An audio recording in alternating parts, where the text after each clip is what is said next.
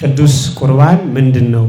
ማንኛውም ሴት ባሏ ቀለበት እንዲያስርላት ትፈልጋለች ወይም ስትጋቡ ትፈራረማላችሁ። ካርታና ፕላን የሌለው ቤት ውስጥ የሚኖር ሰው ደንብ አስከባሪ ባለፈ ቁጥር ስቅቅ እንዳለ ነው አይደል የሚኖረው።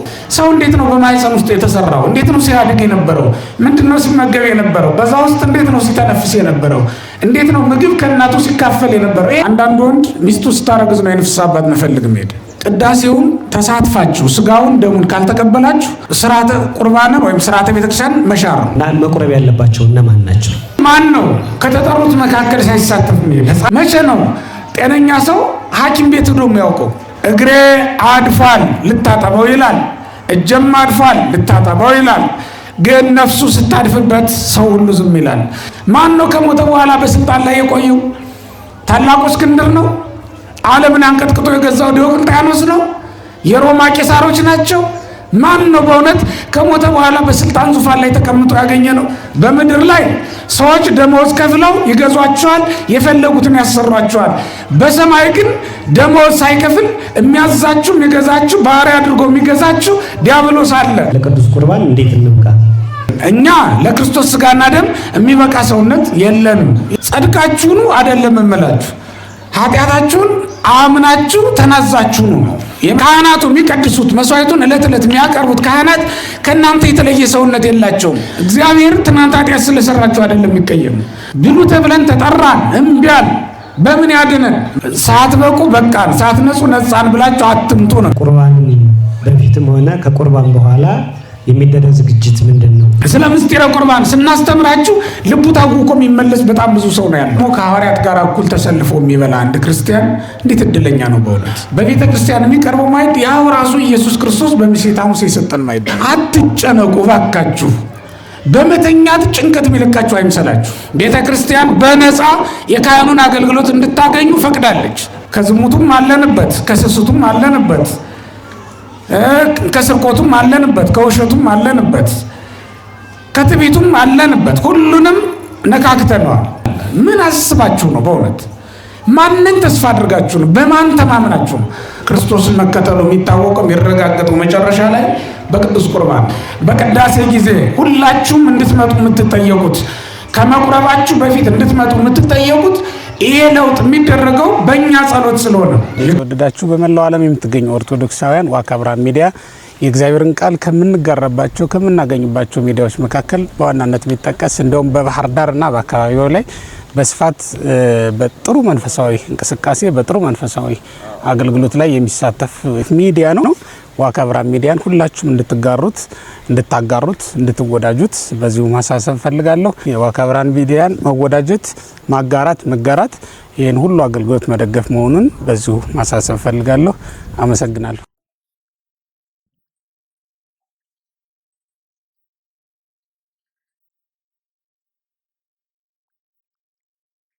የመጀመሪያው ጥያቄያችን ቅዱስ ቁርባን ምንድን ነው? ጠቅለል ያለ ሀሳብ ስለ ቅዱስ ቁርባን ምንነት ቢያስተምሩ። የተወደዳችሁ እግዚአብሔር ቤተሰቦች እንደምን ሰነበታችሁ? መንግስቱ የማይሻር ክብሩ የማይነገር ጌትነቱ ለዘላለም የሆነ የባህሪ አምላክ እግዚአብሔር ሰማይንም ምድርንም ፈጥሮ የሚገዛ እሱ ነውና ስለማይነገር ስጦታው ስሙ ለዘላለም የተመሰገነ ይሁን። ወደ ተጠየቁት ጥያቄ ስገባ እንግዲህ ቁጭ ብዬ እንዳስተምር ነው የተጋበዝኩት። ስለዚህ ቁጭ ላለውና እንድትሰሙ አደራ ላለሁ። የቤተ ክርስቲያን ምስጢራት የምንላቸው 7 ምስጢራተ ቤተ ክርስቲያን አሉ።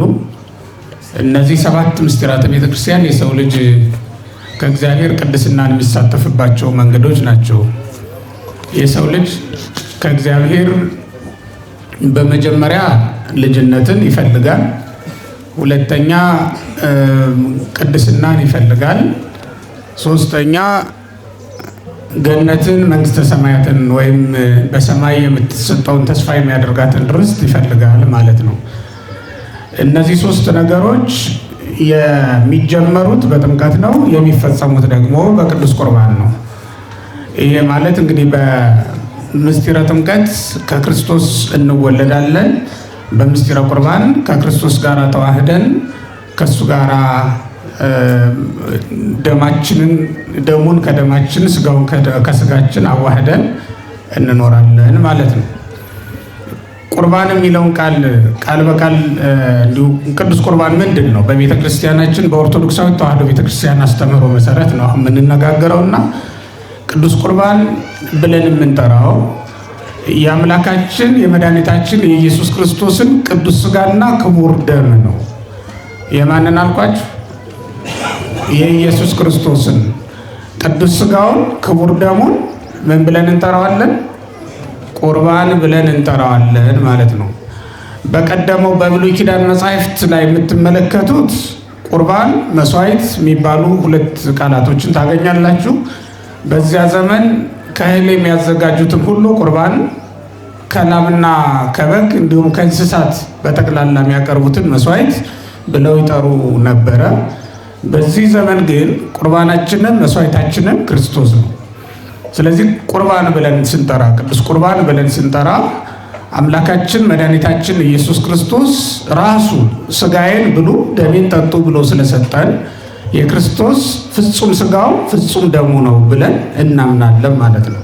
እስኪ ሁላችሁም በሉ ቁርባን ማለት የክርስቶስ ፍጹም ስጋው ፍጹም ደሙ ነው። ይሄ የኦርቶዶክሳዊ ተዋሕዶ ቤተክርስቲያን በመላው ዓለም የምትገኝ ኦርቶዶክስ ተዋሕዶ ቤተክርስቲያን ይህን ብላ ታምናለች። የምንበላውን የምንጠጣውን በጠቅላላው በቅዱስ ቁርባን ጊዜ በቁርባን ማዕድ ጊዜ የምንቀበለው የማን ስጋና ደም?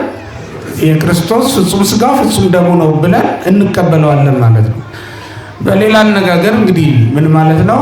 የክርስቶስ ስጋና ደም ብለን ስንናገር ራሱ ባለቤቱ መድኃኒታችን ኢየሱስ ክርስቶስ እኛ ያቀረብነውን ህብስትና ወይን ይዘን እንቀርባለን። እኛ ካህናቱ ወደ ቤተ መቅደስ ሲገቡ ይዘውት የሚገቡት በምድር የተዘጋጀ ወይም በቤተልሔም የተዘጋጀውን ህብስትና ወይን ነው ይዘውት የሚገቡት ማለት ነው። ይህ በመንፈስ ቅዱስ ስልጣን ተለውጦ በመንፈስ ቅዱስ ግብር ተለውጦ ፍጹም የክርስቶስን አካሉን ይሆንልናል ብለን እናምናለን ማለት ነው። ይህንን የሚያደርገው በቤተ ክርስቲያን ካህኑ እየመራ ምዕመናን እየተከተሉ የምንጸልየው ጸሎት ነው። በነገራችን ላይ የእግዚአብሔር ቤተሰቦች ምዕመናንም ካህናትም የሚሳተፉበት ይህ የቅዳሴ ጸሎት ቅዱስ ቁርባን የክርስቶስ ስጋና ደም የሚሆንበት ልዩ ስርዓት ነው። ያ ማለት ምንድን ነው? ህብስት ነበር ይዘን የገባ ነው፣ የክርስቶስን ስጋ ይሆንልናል። ቅዱስ ቄርሎስ ዘእስክንድርያ ምን ይላል? የምታየው ዳቦ አይደለም ይላል። የማን ስጋ ነው? የክርስቶስ ስጋ ነው። በጽዋው ተቀድቶ የምታየው ወይን አይደለም ይላል። የማን ደም ነው? የክርስቶስ ደም ነው ብሎ ይነግረናል። ይህም የሆነው ግን ምዕመናን በእምነት ሆኖ ከካህኑ ጋራ በካህኑ መሪነት በሚጸልዩት ጸሎት ነው ማለት ነው። ካህኑ በምስጢረ ሥላሴ ጸሎቱን ይጀምራል። አሐዱ አብ ቅዱስ፣ አሐዱ ወልድ ቅዱስ፣ አሐዱ ውእቱ መንፈስ ቅዱስ ብሎ ምዕመናንም ያንኑ እምነታቸውን የካህኑን እምነት አድርገው በአማን አብ ቅዱስ፣ በአማን ወልድ ቅዱስ፣ በአማን ውእቱ መንፈስ ቅዱስ ብለው ይመልሱለታል። በምስጢረ ሥላሴ እናምናለን፣ ምስጢረ ሥጋዌን ደግሞ እናስከትላለን ማለት ነው። ይህንን አምነን በእግዚአብሔር ፊት እንቆማለን። መንፈስ ቅዱስ ያንን ይለውጥልናል። መንፈስ ቅዱስ ከሚለውጣቸው ነገሮች ሶስቱ በጣም አስገራሚ ነገሮች ናቸው። አንደኛው በጥምቀት ጊዜ የምንጠመቅበትን ውሃውን ከክርስቶስ ጎን ወደ ፈለቀው ማየገቦ የሚለውጥበት ምስጢር የማይነገርና በጣም ረቂቅና ድንቅ የሆነ ምስጢር ነው። ክርስቲያኖች ካህናቱ በሚያጠምቁበት ጊዜ እኛን ምዕመናንን ልጆቻችንን ተቀብለው ሲያጠምቁ እኛንም ሲያጠምቁ ልጆቻችንን ሲያጠምቁ ውሃ ይዘው ይቀርባሉ። ያንን ይጸልዩበታል። በአብ በወልድ በመንፈስ ቅዱስ ስም ይባርኩታል። መንፈስ ቅዱስ ያንን ውሃ ማየገቦ ያደርገዋል። ማየገቦ በሉ እስኪ። ማየገቦ ማለት ክርስቲያኖች ማየገቦ ማለት በዕለተ ዓርብ ከጌታ ቀኝ ጎን የፈሰሰው ውሃ ማለት ነው። ከማን ጎን? ከጌታ ጎን ውሃ ፈሶ ነበር።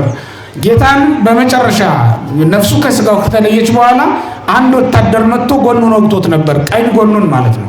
ቀኝ ጎኑን በጦር ሲወጋው ሁለት ነገር ከጌታ ቀኝ ጎን ፈሰሰ። ስንት ነገር? ምንና ምን? ውሃና ደም ፈሰሰ። ውሃውን እንጠመቅበታለን፣ ደሙን እንጠጣዋለን። በጽዋ ቀድቶ ዲያቆኑ የሚያቀብለን ደም ከጌታ ቀኝ ጎን ሲፈስ ያየነው ደም ነው። በእርግጥ በ9 መንገድ ነው የፈሰሰው ደሙ። ከነዚያ መካከል ግን አንዱ ከጎኑ ጦሩ በተነቀለ ጊዜ የወጣው ደም ነው። ያንን መላእክት በብርሃን ጽዋ ተቀብለውት ነበረ።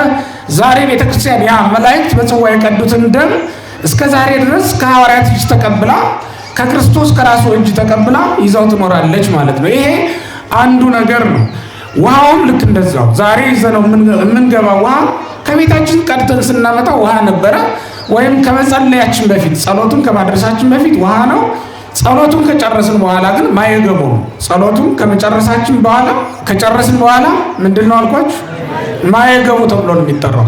ይሄ የመንፈስ ቅዱስ ስልጣን ነው። አንዱ የማይመረመር ድንቅ የሆነ ለውጥ እኛ እንየው ብንል የማናየው ግን መንፈስ ቅዱስ ባወቀ የሚያደርገው አንዱ ነገር ይሄ ነው።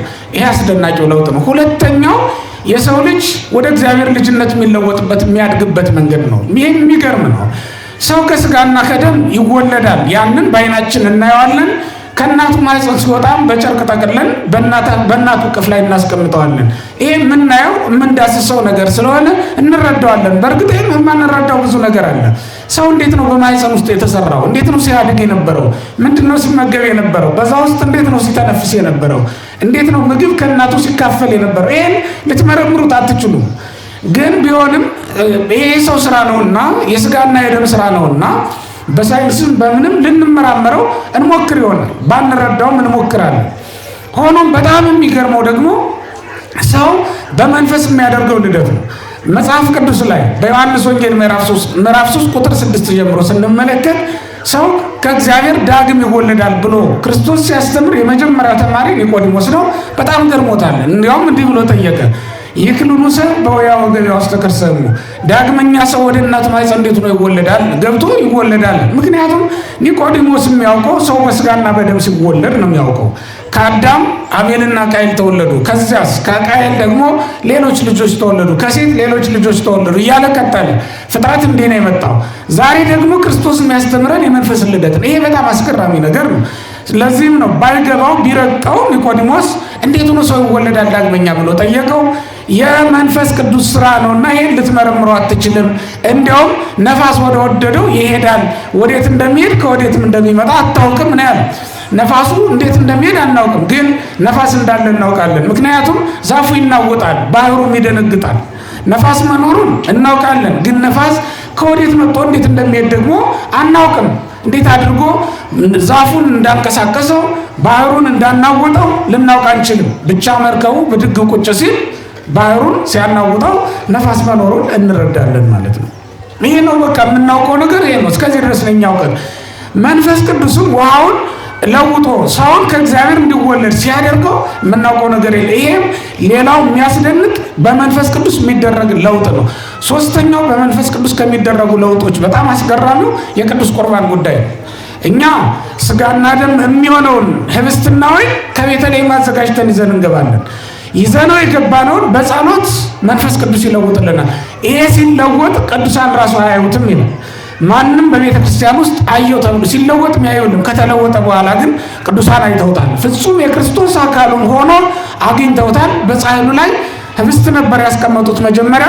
ጸሎቱን ካደረሱ በኋላ ግን ደምግባት ያለው ሕፃን ሆኖ አይተውታል። ያም ሕፃን ኢየሱስ ክርስቶስ ነው ብለውናል አባቶቻችን እንደነገሩ ማለት። ስለዚህ የእግዚአብሔር ቤተሰቦች ይሄ በመንፈስ ቅዱስ ስልጣን የሚደረግ ትልቅ የሆነ ለውጥ ነው። እናንተ በስጋና በደም ስትወለዱ ወይም ስትወልዱ ልጆቻችሁን እንዴት እንደተወለዱ የልደታቸውን ቀን፣ ሰዓት ልትነግሩ ትችላላችሁ። በመንፈስ ቅዱስ የሚደረገው ልደት ግን እጅግ አስደናቂ ነው። የስጋና የደሙ ነገር ደግሞ ከዛ በላይ ነው። ስለዚህ የእግዚአብሔር ቤተሰቦች በቅዳሴ ጊዜ ሁላችሁም እንድትመጡ የምትጠየቁት፣ ከመቁረባችሁ በፊት እንድትመጡ የምትጠየቁት ይሄ ለውጥ የሚደረገው በእኛ ጸሎት ስለሆነ የካህኑ ይመራል ያንን ጸሎት፣ ስለኛ ተንበርክኮ ይጸልያል። እኛ ደግሞ ከካህኑ ጋር አብረን ተሰጥኦ እየተቀበል ቆመን በቅዳሴ ጊዜ የሚቀመጥ የሌለውም። ለዚህ ነው ክርስቲያኖች በጣም ትልቅ ስራ ነው የሚሰራው። መንፈስ ቅዱስ በዚያ ሰዓት የሚያደርገውን ነገር በሌላ በምንም ነገር አይደረግም። በሌላ ጊዜ ከሚያደርጋቸው ነገሮች ሁሉ በጣም የተለየው ሰዓት ነው ያ ሰዓት። ስለዚህ ሁላችንም ቆመን እንጠብቃለን የመንፈስ ቅዱስን መምጣት። ቆመን ደጅ እንጠናለን።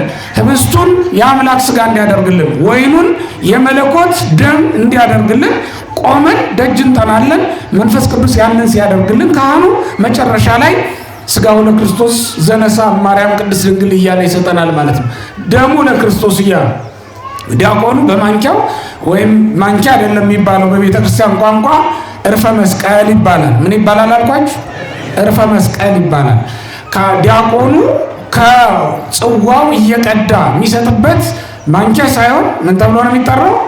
እርፈ መስቀል ይባላል። ካህኑ ህብስቱን ይዞበት ወይም ስጋውን ይዞበት የሚወጣው ደግሞ ሳህን ሳይሆን ትሪ ሳይሆን ምን ይባላል? ጻሕል ይባላል። እስኪ ጻሕል በሉ።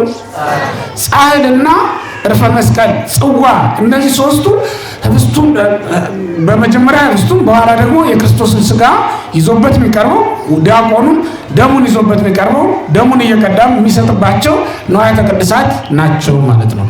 በእነዚህ አማካኝነት እንግዲህ የክርስቶስን ስጋና ደም እንቀበላለን ማለት ነው። የእግዚአብሔር ቤተሰቦች እንግዲህ ይሄ ቁርባን የምንለው በእኛ በቤተ ክርስቲያን ስርዓት ኦርቶዶክሳዊ ተዋሕዶ ቤተ ክርስቲያን ምልክት ሳይሆን ፍጹም የክርስቶስ ስጋውና ደሙ ነው። በዚያውም ላይ በዕለተ ዓርብ መስቀል ላይ የነበረው ያገኘ ነው። ዮሴፍ ኒቆዲሞስ ከመስቀል ያወረዱት የገነዙት የጠቀለሉት እሱ ነው። ለዚህም ነው በቅዳሴ መግቢያ ላይ ካህኑ ምን ይላል? በከመ ገነዙ ከዮሴፍ ወኒቆዲሞስ በልብሰ ሰንዱናት ወአፍዋት ወሰመርከሎሙ ይላል። ዮሴፍና ኒቆዲሞስ በድርብ በፍታ የገነዙ በአማረ ልብስ የገነዙ የጠቀለሉ ስጋ እነሆ እነሱን ፈቀድክላቸው፣ እኛም እኔና የሚራዳኝ ካህን እንደ ዮሴፍና እንደ ኒቆዲሞስ ሆነን ያንተን ስጋ በዚህ ማይፈድ እንጠቀልለዋለን ነው። ይሄ ቅዱስ ቁርባኑ የሚጠቀልልበት ልብስ ማይፈድ ነው የሚባለው። ምን አልኳችሁ? ማይፈድ ይባላል።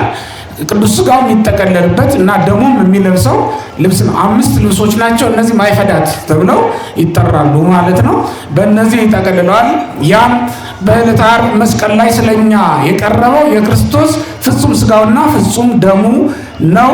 ስለዚህ ክርስቲያኖች መስዋዕታችን ነው። መስዋዕታችን የምንለው ስለኛ መስቀል ላይ የነበረው ስለሆነ ነው። ቁርባን የምንለው ደግሞ እኛ ራሳችን በእግዚአብሔር ፊት እጅ መንሻ አድርገን ይዘነው የምንቀርበው ስለሆነ ነው። ቁርባን ማለት አማሃ እጅ መንሻ ስጦታ ማለት ስለሆነ ነው። የሱርስት ቋንቋ እንደሆነና ወደ ግዕዝ ተወርሶ እንደመጣ ይናገራሉ ባለሙያዎቹ። ስለዚህ በእኛ ቋንቋ ደግሞ እጅ መንሻችን ነው። በእግዚአብሔር ፊት ይዘነው የምንቆመው ክርስቶስን የምንማልድበት እግዚአብሔር ሆይ ይቅር በለን፣ በልጅ ስጋ በልጅ ደም ተማጽነናል፣ የልጅህን ስጋ የልጅህን ደም እየበላን ምሕረትን እንለምናለን እና እባክህ ይቅር በለን ብለን ከእግዚአብሔር ይቅርታን የምንለምንበት የምንጠይቅበት ስጦታችንም እሱ ነው። ሌላ እጅ መንሻ ሌላ ስጦታ የለንም። ከእግዚአብሔር ምሕረትን የምንቀበልበት ሌላ የለንም። ለዚህም ነው ሁላችንም ተሰብስበን በእሑድ ማለዳ በሰንበት ማለዳ ክርስቲያን ከሆነ ምንም ስራ የለውም የክርስቶስን ስጋና ደም ከመቀበል በቀር የክርስቶስን ስጋና ደም መማለድ አድርጎ በእግዚአብሔር ፊት ምሕረትን ከመለመን በፊት የሚቀድም ምንም ስራ ለማንኛውም ክርስቲያን በዕለተ ሰንበት ሊኖረው በፍጹም እንዳይገባ በሥርዓተ ቤተ ክርስቲያን ሐዋርያት አዝዘዋል፣ ደንግገዋል። በዚህ መሰረት ሁላችንም እሑድ ማለዳ ለቅዱስ ቁርባን ወደ ቤተ ክርስቲያን እንመጣለን ማለት ነው።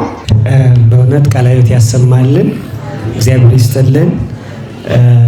በቤተ ክርስቲያን የተለመደ አንድ ነገር አለ። ብዙ ጊዜ ወይ ህፃናት ወይ ደግሞ ሽማግሌዎች ናቸው የሚቆርቡት እና ብዙ ሰው ማስቀድሶ ዝም ብሎ ነው የሚሄደው እና መቁረብ ያለባቸው እነማን ናቸው?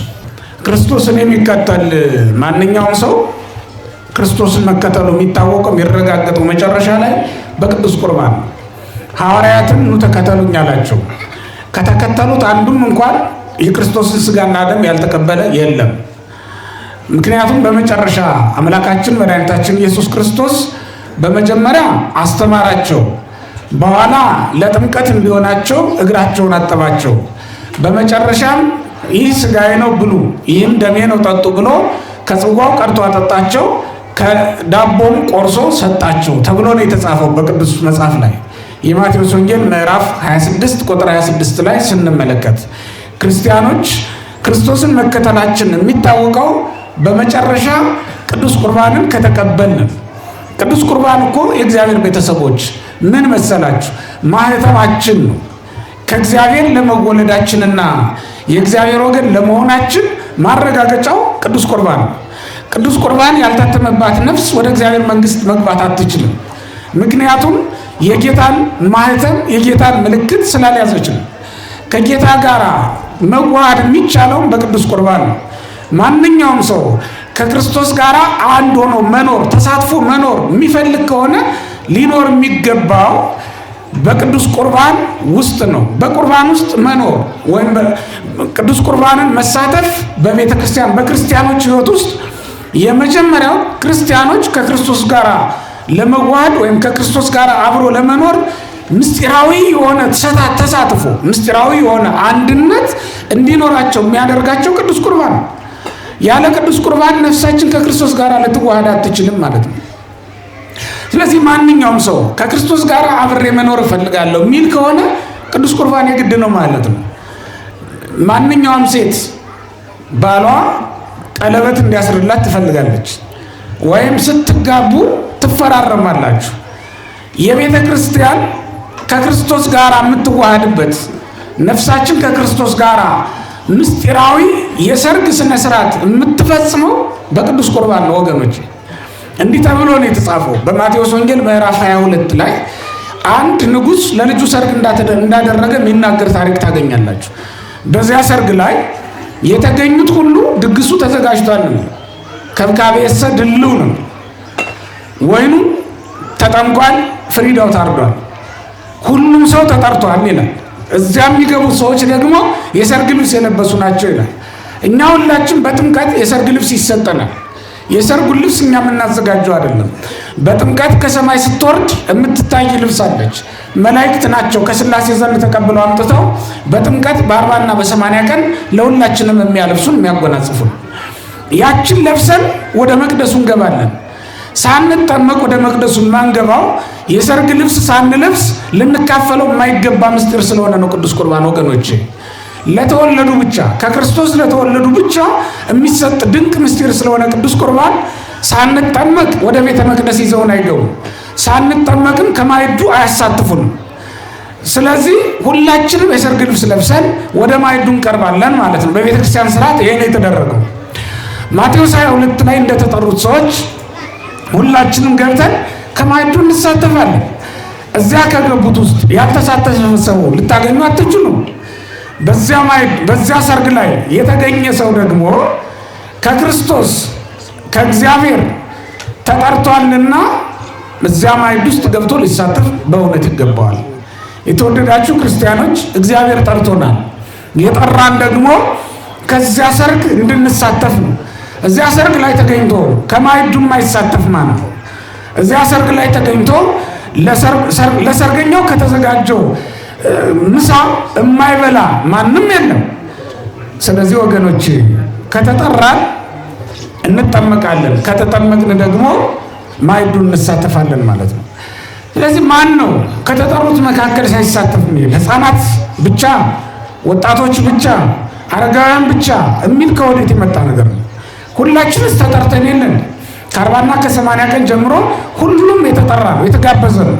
የተጋበዘው ሁሉ ደግሞ ከዚያ ማዕድ ሊሳተፍ ይገባዋል ማለት ነው። የተወደዳችሁ ክርስቲያኖች ይህን መስዋዕት ተሳትፈን የክርስቶስ ፍቅሩን አድንቀን ልንሄድ ይገባናል እንጂ ማናችንም ብንሆን ከዚህ ውጭ ልንሆን በፍጹም አይገባንም። በእውነት ክርስቶስ የሞተው ለሕፃናት ብቻ ነው ልትሉኝ ትችላላችሁ። በእውነት ክርስቶስ የሞተው ለካህናት ብቻ ነው ብላችሁ ልትነግሩኝ ትችላላችሁ። በእውነት ክርስቶስ ለእኔ ነፍስ መስዋዕት ሆኖ አልቀረበላትም የሚል ከእኛ መካከል አንድ ሰው አለ? ማንም ሊኖር አይገባውም። ስለዚህ ከኃጢአት እየተናዘዝን ሁላችንም ኃጢአት አለብን፣ ግን ከኃጢአታችን ደግሞ በንስሐ እየተፈወስን እንደገና እየመጣን እንድንሳተፈው እግዚአብሔር ይፈልጋል። በእውነት ዘመኑ ይዘገይ ይሆናል እንጂ የማይፈወስ በቤተ ክርስቲያን ውስጥ ማንም የለም። መጻጉዕን ዛሬ እናከብራለን አይደል? ዛሬ በመጻጉዕ ቀን ያለ ነው። ድውይ ስለሆነ እኮ ነው ወደ ፈውስ ወደሚገኝባት ቤተሳይዳ ሂዶ የተኛው እኮ ድውይ ስለሆነ ነው። ጤነኛ ቢሆን ኖሮ እዚያ ምን ወሰደው ነበር? ጤነኞች እዛ እኮ የሉም። ክርስቶስም የመጣው እዚያ ስፍራ ጤነኞች ስላሉ አይደለም፣ ድውያን ስለነበሩ ነው። ክርስቶስ እኛን ድውያኑን ሊፈውሰን ይፈልጋል። ወደ ቤተ ክርስቲያን የምንመጣው እኮ መታመማችንን ስለምናውቅ ነው። ሐኪም ቤት የምትሄዱት መታመማችሁን ስለምታውቁ አይደለም።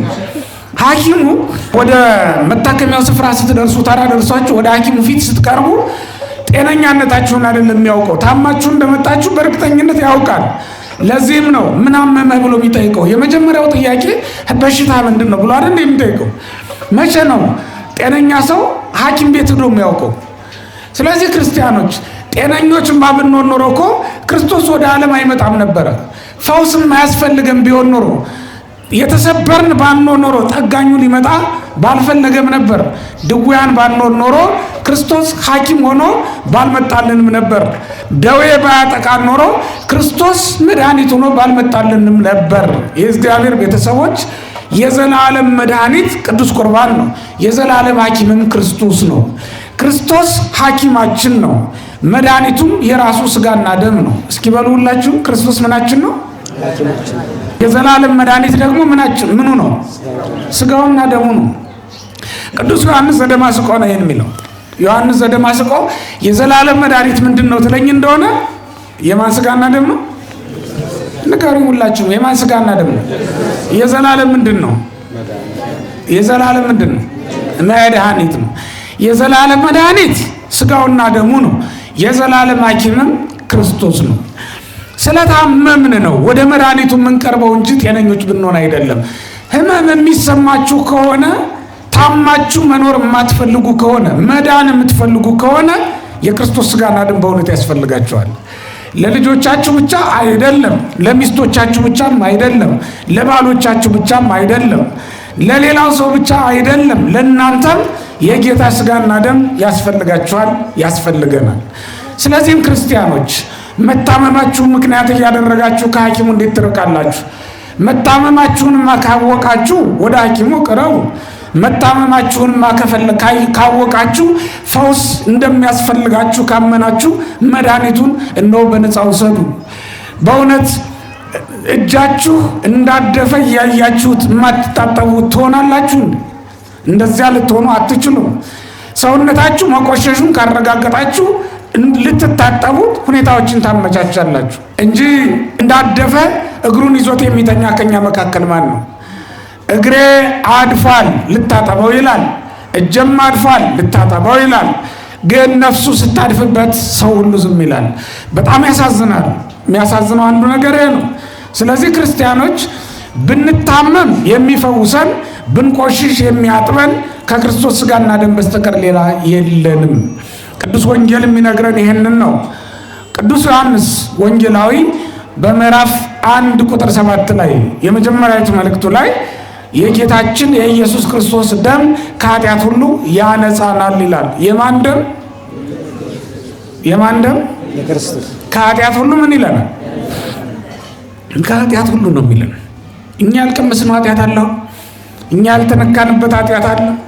ከዝሙቱም አለንበት፣ ከስስቱም አለንበት፣ ከስርቆቱም አለንበት፣ ከውሸቱም አለንበት፣ ከትዕቢቱም አለንበት። ሁሉንም ነካክተነዋል። ከኃጢአት ሁሉ ደግሞ የሚያድነው መድኃኒት ምን ይባላል? የክርስቶስ ስጋና ደም ነው። ከኃጢአት ሁሉ ከደዌ ሁሉ የሚያድነው ሐኪም ክርስቶስ ነው። በእውነት ክርስቶስ በአንድ በሽታ ብቻ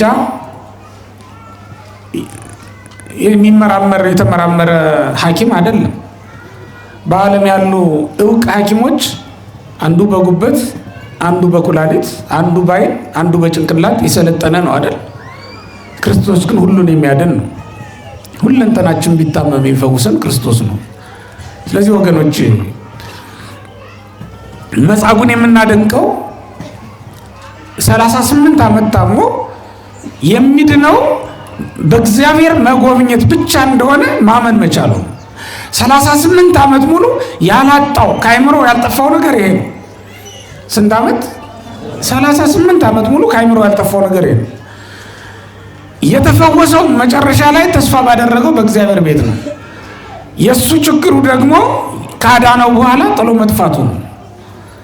ስለዚህ ወገኖች ተስፋ የምናደርገው ከእግዚአብሔር በስተቀር ሌላ ምን አለ? ምን አስባችሁ ነው? በእውነት ማንን ተስፋ አድርጋችሁ ነው? በማን ተማምናችሁ ነው? በመኑ ተወኪለ ካለው ከን ይላል አንድ ንጉሥ። እንደው በማን ተማምነህ ነው እንዲህ እንጥር የሚያደርግህ? ፍንጥስ ያልከው በማን ተማምነህ ነው? ምንህን አምነህ ነው ይላል። አሁን ማንን ተማምናችሁ ነው? በእውነት ክርስቲያኖች አጎቶቻችን አክስቶቻችን የማያድኑን የዘላለም እሳት አለ፣ የዘላለም ፍርድ እኮ አለ። ዳኛ ወገናችን የማያድነን የዚህ ዓለም ዳኞች የማይማልዱት ዳኛ በሰማይ አለ። የማይፈርዱበት የማያስቀሩት ዳኛ በሰማይ አለ። በማን ተማምነን ነው? በእውነት ምናችንን ጥግ አድርገን? ሀብታችንን እንዳትሉ በሰማይ ሀብት የለም። እንኳን በሰማይ በምድር ከሞትን ጊዜ ጀምሮ ራቆታችንን ከአንድ ልብስ በስተቀር ከምንከፈንባት ከአንዲት ልብስ በስተቀር ሌላ ነገር የሚያቀምሰን የለም። ሀብት ሁሉ በሰው ስም ይዞራል። እንኳን በሰማይ በምድር ሀብት የለንም። ከዚያ በኋላ በጉልበታችን እንዳትሉ ከሞተ በኋላ ጉልበተኛ ሆኖ ያየነው ማንም ኃይለኛ ሰው በምድር ላይ የለም። በውበታችን እንዳትሉ ከሞተ በኋላ መፍረስ መበስበስ እንጂ ውበት ደምግባት የሚታይበት ማንም ሰው የለም። በስልጣናችን እንዳትሉ ከሞተ በኋላ ስልጣን ኖሮት እሰሩ ፍቱ ያለ ማንም ባለስልጣን በምድር ላይ የለም። ማን ነው ከሞተ በኋላ በስልጣን ላይ የቆየው? ታላቁ እስክንድር ነው? ዓለምን አንቀጥቅጦ የገዛው ዲዮቅልጥያኖስ ነው?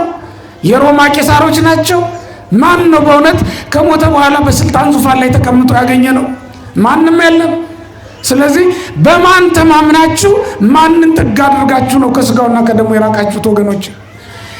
ከስጋውና ከደሙ በስተቀር የነፍሳችሁ መዳኛ እንደሌላት እያወቃችሁ የትኛውም ዓለም ላይ የትኛውም ሀገር ላይ ብታስመጡ መድኃኒት ለነፍሳችሁ መድኃኒት እንደማይሆናት ቤዛ እንደማይሆናት እያወቃችሁት ለነፍሳችሁ ቤዛ የሚሆናትን መድኃኒት የተዋችሁት ምን አስባችሁ ነው? ክርስቲያኖች ምን አስባችሁ ነው?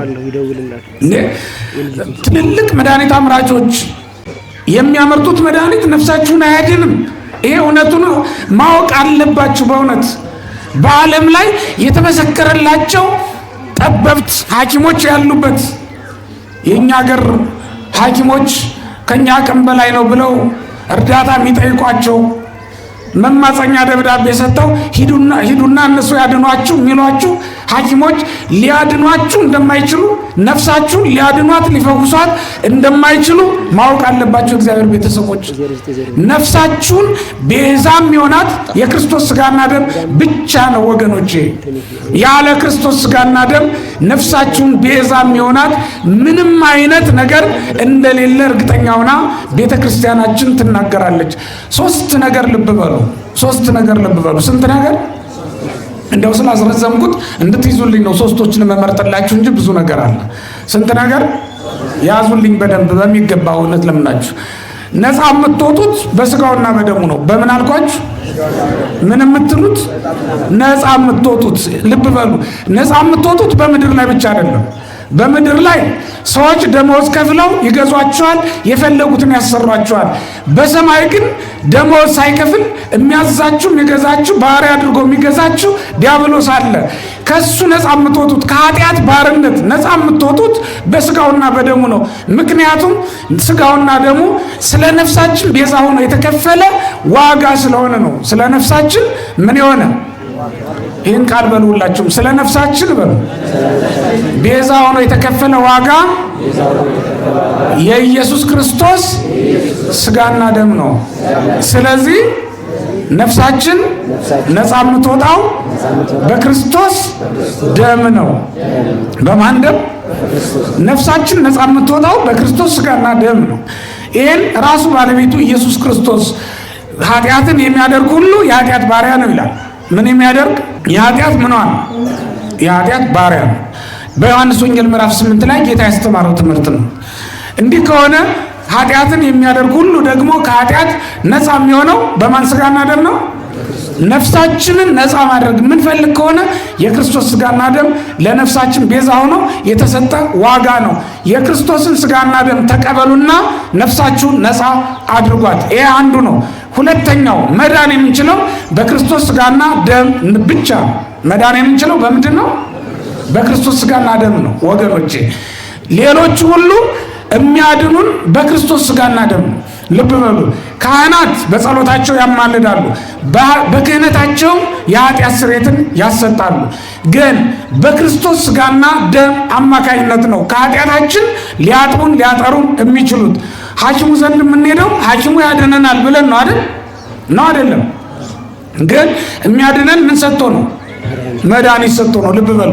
ካህኑ ያድነናል በክህነቱ፣ ግን የሚያድነን ምን ሰጥቶ ነው? የክርስቶስን ስጋና ደም። በእውነት ካህናትን አገልግሎታቸውን ከንቱ አታድርጉባቸው። ሌሊት ማህሌት ይቆማሉ፣ ሰዓታት ይቆማሉ፣ ቀን ይቀድሳሉ፣ መስዋዕት ያቀርባሉ፣ ምህላ ይቆማሉ። ይሄ ሁሉ ጸሎት፣ ይሄ ሁሉ ነገር ግን ምእመናንን ሊያድናቸው የሚችለው ምእመናን ስጋውና ደሙን ከተቀበሉ ብቻ ነው። ስለዚህ ወገኖቼ እኛም ምንድነው በክርስቶስ ስጋና ደም ነው ብለን እናምናለን። ምክንያቱም ጌታ እንዲህ ብሎ ስላስተማረ ነው። ስጋዬን የበላ ደሜን የጠጣ የዘላለም ምን አለው ይላል። ለዘላለም ሕያው ነው የሚኖረው ምንን የበላ ነው? ስጋዬን የበላ ደሜን የጠጣ ነው ብሎ ራሱ ክርስቶስ ስላስተማረን መዳን በክርስቶስ ስጋና ደም ነው ብለን እኛ ኦርቶዶክሳውያን እንማራለን፣ እናስተምራለን፣ እናምናለን። ሶስተኛው ስለ ክርስቶስ ስጋና ደም ምናምነውና ልብ እንድትሉት የሚያስፈልገው ከክርስቶስ ጋር ተዋህደን ትንሣኤን የምንነሳው ትንሣኤ የምታደርገው ነፍሳችን በክርስቶስ ስጋና ደም ነው። ያ ማለት የነፍሳችን ትንሣኤ በክርስቶስ ስጋና ደም ነው ማለት ነው። የነፍሳችን ትንሣኤ በምንድን ነው? በክርስቶስ ስጋና ደም ነው። ጌታ እንዲህ ብሎ ስላስተማረ ነው። በዮሐንስ ወንጌል ምዕራፍ 6 ላይ ስጋዬን የበላ ደሜን የጠጣ በመጨረሻው ቀን አስነሳዋለሁ ይላል። ስጋዬን የበላ ደሜን የጠጣ ከኔ ጋር ይኖራል፣ እኔም በመጨረሻው ቀን አስነሳዋለሁ ብሎ ጌታ አስተምሮናል። ስለዚህ የመጨረሻውን ፍርድ የምናመልጠውና የዘላለም ትንሣኤን የምንነሳው ለሕይወት የምንነሳው በክርስቶስ ስጋና ደም ነው ማለት ነው። እነዚህን ልብ እንድትሉ ለማሳሰቢያ ያለው እግዚአብሔር ይስጥልን።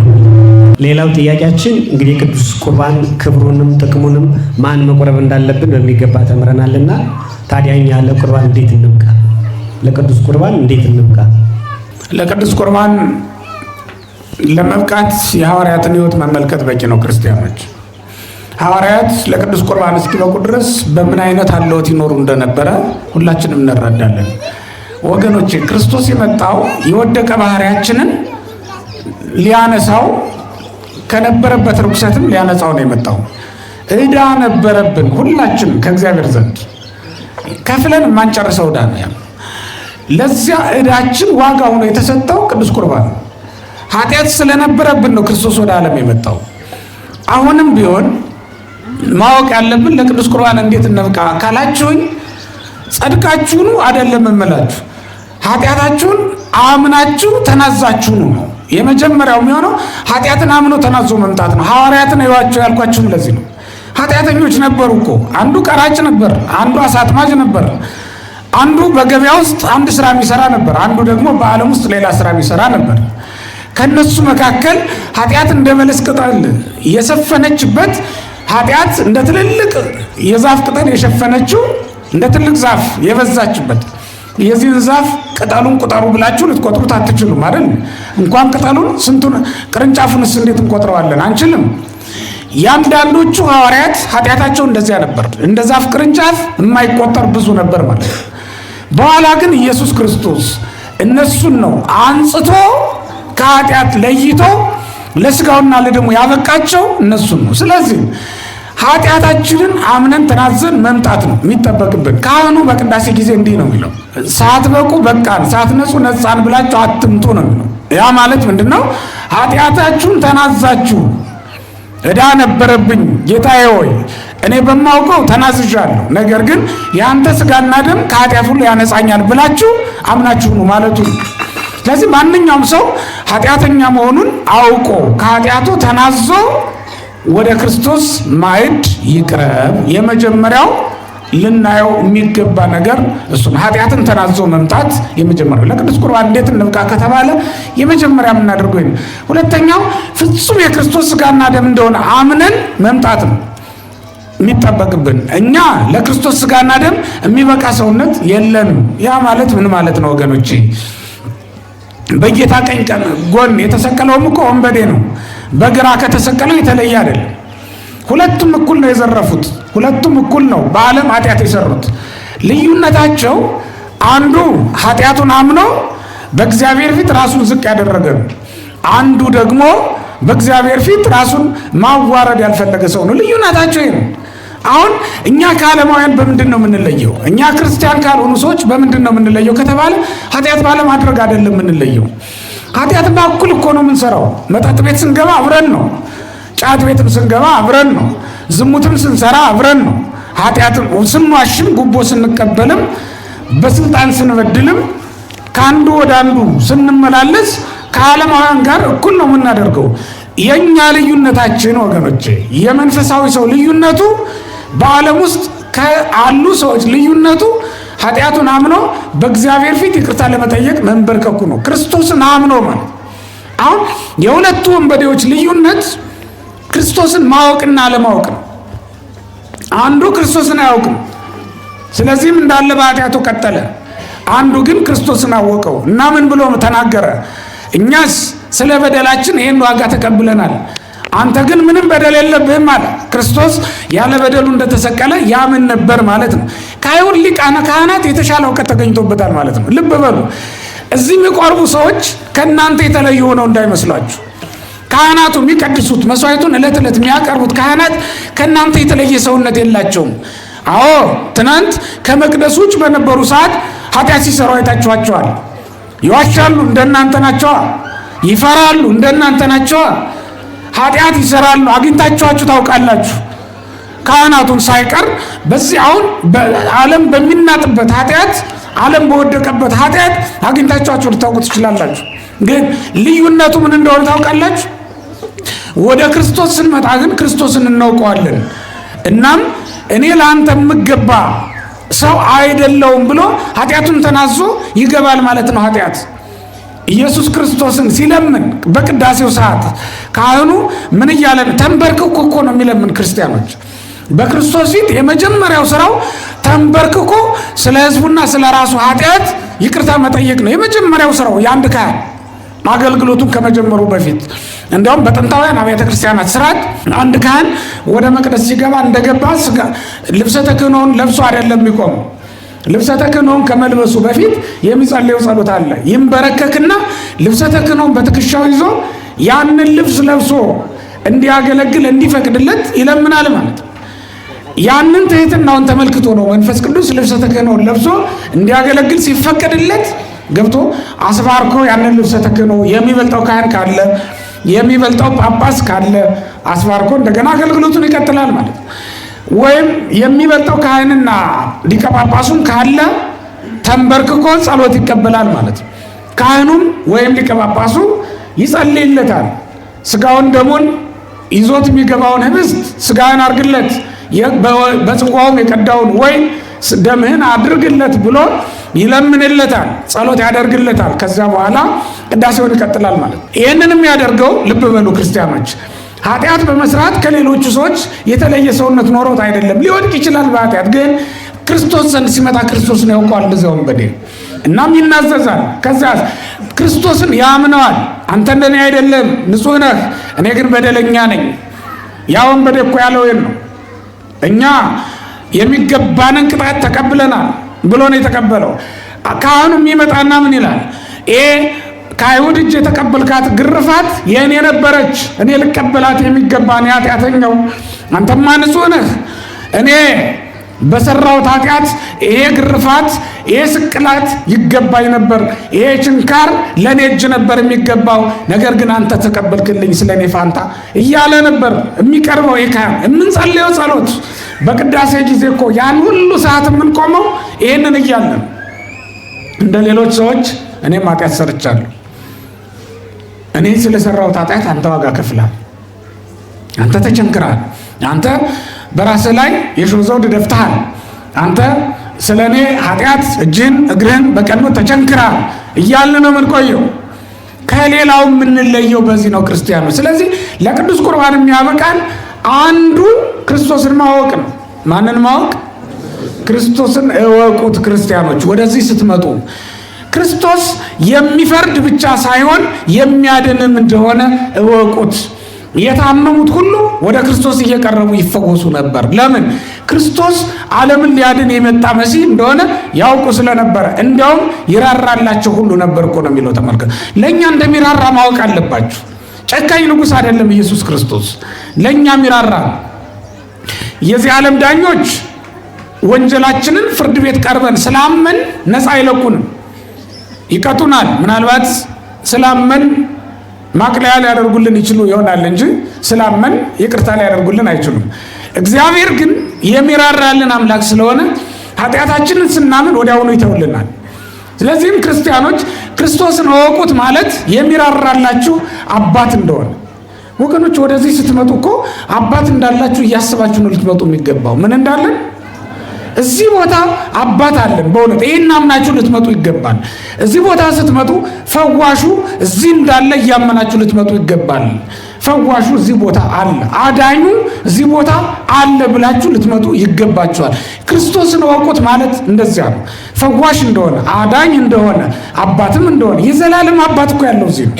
የሰላም አለቃም ያለው እዚህ እንደሆነ ልታውቁ ይገባል። በእውነት እየታወቃችሁ ትመጣላችሁ፣ እየታወቃችሁ ደግሞ ትመለሳላችሁ። ስለ ምስጢረ ቁርባን ስናስተምራችሁ ልቡ ታውቆ የሚመለስ በጣም ብዙ ሰው ነው ያለው። እኔ ኃጢአተኛ ስለሆንኩ እኮ ነው የማልቀበለው እያለ እየታወቀ የሚመለሰው በጣም ብዙ ነው። እኔም ኃጢአተኛ ነኝ በእውነት ግን ስጋውን ደግሞ እቀበላለሁ። ለምን? ኃጢአቴን አምኜ በእግዚአብሔር ፊት ተናዝዤባት ስለምመጣ ማለት ነው።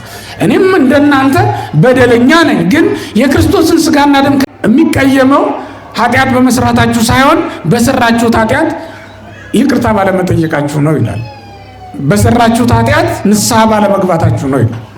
ስለዚህ ክርስቲያኖች እግዚአብሔር ትናንት ኃጢአት ስለሰራችሁ አይደለም የሚቀየሙ፣ ዛሬ ንስሐ ስላልገባችሁ ነው የሚቀየሙ። እግዚአብሔር የሚቀየመው በኃጢአት ሳላችሁ ስጋውን ደሙን ስትቀበሉ ነው በድፍረት እንጂ ኃጢአታችሁን ተናዛችሁማ ስጋውን ደሙን ብትቀበሉ በእውነት እግዚአብሔር አይቀየምም። ትናንት ኃጢአት ሰርተ ዛሬ እኔን ስጋና ደም እንድትቀበላለህ በፍጹም አይልም። ክርስቲያኖች የሰይጣን የመጀመሪያው ጦር ምን እንደሆነ ታውቃላችሁ? የመጀመሪያው ጦር ምንድን ነው? የሰይጣን የመጀመሪያው ጦር መብል ነው። ሰውን መጀመሪያ የሚወጋው በመብል ፍላጎት ነው። እግዚአብሔርም ሰውን በመጀመሪያ እንዲድን የፈቀደው ደግሞ ስጋውን ደሙን በመብላት ነው። ልብ በሉ ክርስቲያኖች፣ አዳምና ሔዋንን በምን ጣላቸው? መጀመሪያ ምንድን ነበረ ለአዳምና ለሔዋን መውደቅ ምክንያቱ ምንድን ነበር ከተባለ መብል ነው።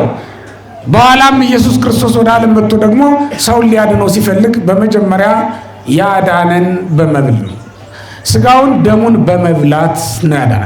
ክርስቶስን በመጀመሪያ ሊቃወመው የፈለገው ዲያብሎስ በመብል ነበር። ስለዚህ ወገኖቼ በመብላት የወደቀው አዳም በመብላት እንዲድን ክርስቶስ ስጋውን ደሙን ብሉ ጠጡ አለ ማለት ነው። ግን የሰው ልጅ ሰይጣን ላቀረበለት ማዕድ እጁን ይዘረጋል። ክርስቶስ ለዘረጋው ሰማያዊ ማዕድ ግን እጁን ይሰበስባል። ክርስቲያኖች ሰይጣን ብሉ ሲለን እንበላለን፣ ክርስቶስ ግን ብሉ ጠጡ ሲለን እምቢ እንላለን። አናሳዝንም? በእውነት ክርስቶስ ስጋዬን ብሉ ደሜን ጠጡ አለ። ከዚህ በላይ ምን ይበለን? በእውነት ብሉ ተብለን ተጠራን፣ እምቢ አልን። በምን ያድነን? በእውነት መዳን እንፈልጋለን፣ ስጋውን ደሙን ከመቀበል ግን ወደኋላ እንላለን። ስለዚህ ክርስቲያኖች በጾም ሰውነታችሁን ቅጧት፣ አስተካክሏት። እምቢ ካለቻችሁ ሰውነታችሁ ወደ ኃጢአት እያዘነበለ እምቢ ካላችሁ በጾም ቅጡት፣ በጸሎትም ለእግዚአብሔር አደራ ስጡት። ከዚያ በኋላ ከቀረበላችሁ ከቅዱስ ቁርባን አብሉት፣ አጠጡት። ያለ ቁርባን ልታድኑት በፍጹም አትችሉምና ነው ይህንን እምላችሁ። እግዚአብሔር ይስጥልኝ። በእውነት እግዚአብሔር ይስጥልን፣ ቃለ ሕይወት ያሰማልን። ከቁርባን በፊትም ሆነ ከቁርባን በኋላ የሚደረግ ዝግጅት ምንድን ነው? ያው የነፍስ አባትና የነፍስ ልጅ ምክንያቱ ቤተሰባችን ለመቁረብ ለመጽደቅ አይደለም።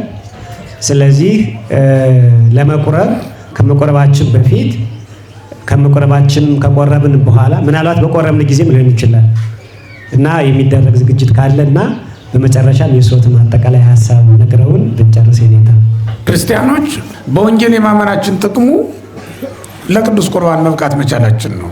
እኛም ቤተ ክርስቲያን አባት ስትሰጣችሁ እናንተም ልጆች ሆናችሁ ለቤተ ክርስቲያን ስትሰጡ ስጋውን ደሙን እየመገበች እንድታሳድጋችሁ ነው፣ ሌላ ነገር አይደለም። ቅዱስ ቁርባን ሰማያዊ ማዕድ ነው ብለናል። ከዚህ ሰማያዊ ማዕድ መብላት ለአንድ ክርስቲያን ትልቅ ዕድል ነው።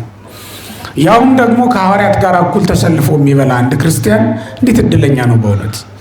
ከዚህ ስጋ ከዚህ ደም መቀበል ለአንድ ክርስቲያን ትልቅ ማዕረግ ነው። ምክንያቱም ራሱ ክርስቶስ የቀረበበት ማዕድ ስለሆነ አልተለወጠም። ያው ራሱ ክርስቶስ የዘረጋው ማዕድ ነው። ዛሬ በቤተ ክርስቲያን የሚቀርበው ማዕድ ያው ራሱ ኢየሱስ ክርስቶስ በምሴተ ሐሙስ የሰጠን ማዕድ ነው፣ ሌላ አይደለም። ስለዚህ ያንኑ ማዕድ ኑ ተካፈሉ ተብለን ነው የተጠራ ነው። እንዴት እንዘጋጅ ካላችሁኝ ግን በዚህ አጭር ጊዜ 1-2-3 ያህል ነገሮችን ብቻ ለማንሳት እንሞክር። እንዴት እንዘጋጅ ከተባለ አንድ ክርስቲያን የሚቀበለው የጌታን ስጋና ደም ነውና ይህን በማሰብ የራሱን የቻለ ዝግጅት ሊያደርግ ይገባዋል።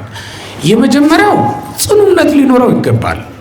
የጌታዬን ስጋና ደም ተቀብዬ ነፍሴን ከኃጢአት ባርነት ነፃ አደርጋታለሁ የሚል ጽኑ እምነት ሊኖረው ይገባል። በስጋውና በደሙ ላይ ጽኑ እምነት ሊኖረው ይገባል ማለት ነው። ይሄን አምኖ ሊመጣ ይገባል። ሁለተኛው ደግሞ አንድ ክርስቲያን እንደው ለቅዱስ ቁርባን ሊያደርጋቸው ከሚገቡ ዝግጅቶች መካከል በቅዱስ ቁርባን በስጋም በነፍስም ያሉ ችግሮች ሁሉ እንደሚፈቱለት እያመነ መምጣት ይገባዋል።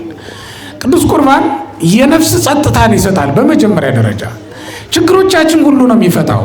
ይሄ አሁን ነፍሳችን ወደ ወደሙ ያልደረሰችውና እረፍት አልባ የሆን ነው፣ ተቀበዝባዦች የሆን ነው፣ ምግብ ፍለጋ እኮ ነው። ነፍሳችን ይሄንን ምግብ ካላገኘች ልታርፍ በፍጹም አትችልም። በነገራችን ላይ ስጋ ሊያርፍ የሚችለው ነፍስ ስታርፍ ብቻ ነው።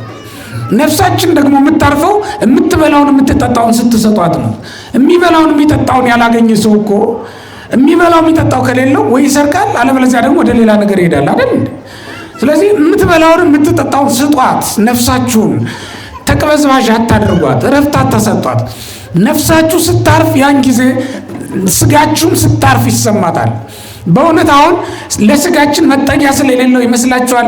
አስተማማኝ ዋስትና የሌለው ኑሮ ስለምንኖር ይመስላችኋል? ይሄ ሁሉ ጭንቀት የከበበን ነፍሳችን ስላላረፈች ነው እንጂ እኮ የሰው ልጅ ዋሻ ውስጥ ቢያድር ክርስቶስም የተወለደው በዋሻ ነው። ምን ይገርማል?